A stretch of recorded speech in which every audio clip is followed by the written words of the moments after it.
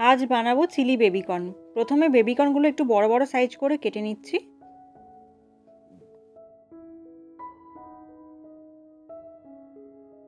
Baby corn কাটা হয়ে গেছে। এবার পেঁয়াজটাকে বড় বড় টুকরো করে কেটে নেব। পেঁয়াজ কাটার পরে এরকম একটা একটা করে ছাড়িয়ে নিতে হবে। তারপর একটু ক্যাপসিকাম কেটে নিচ্ছি।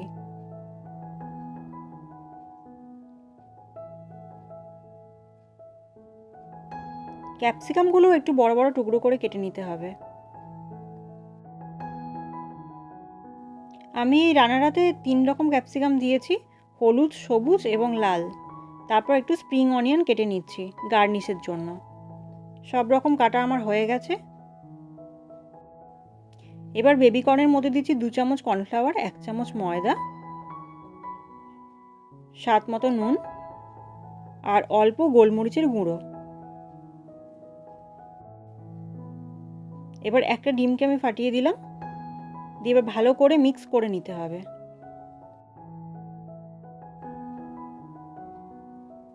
মিক্স করা আমার হয়ে গেছে। এবার কড়াতে গরম তেলের মধ্যে একটা একটা করে বেবিকর্ন দিয়ে দিতে হবে।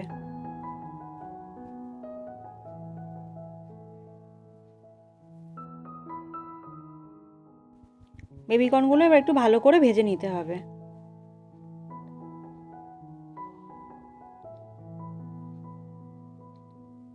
দেখুন লাল লাল করে আমার ভাজা হয়ে গেছে।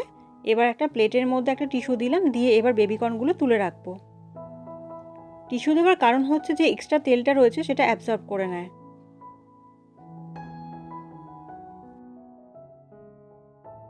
এবার ওই তেলের মধ্যে দিচ্ছি পেঁয়াজ কুচোনো এবং ক্যাপসিকাম কুচোনো।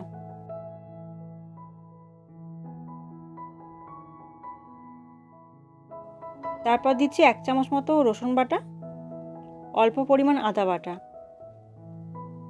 দিয়ে এবার ভালোভাবে ভাজতে হবে।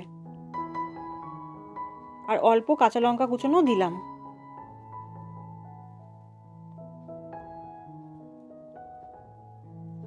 এবার ভালোভাবে ভেজে নিচ্ছি।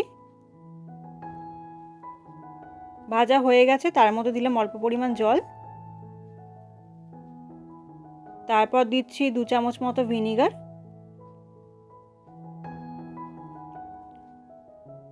অল্প সোয়া সস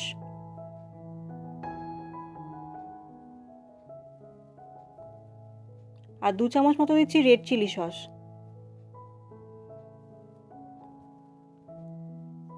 দিয়ে একটু নাড়াচাড়া করে দিলাম। এবার দিয়ে দিতে হবে বেবিকর্নগুলো। বেবিকর্ন দেওয়ার পরে 2 চামচ টমেটো সস দিচ্ছি,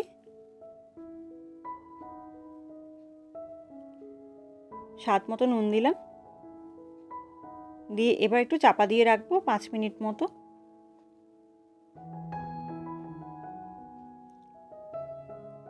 নামানোর আগে দিচ্ছি 2 চামচ মতো কর্নফ্লাওয়ার, যেটা আমি আগেই জলে গুলে রেখে দিয়েছিলাম।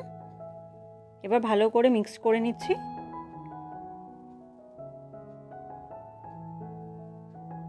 ওপর থেকে স্প্রিং অনিয়ন গার্নিশ করার জন্য দিয়ে দিলাম। তৈরি হয়ে গেছে চিলি বেবিকর্ন।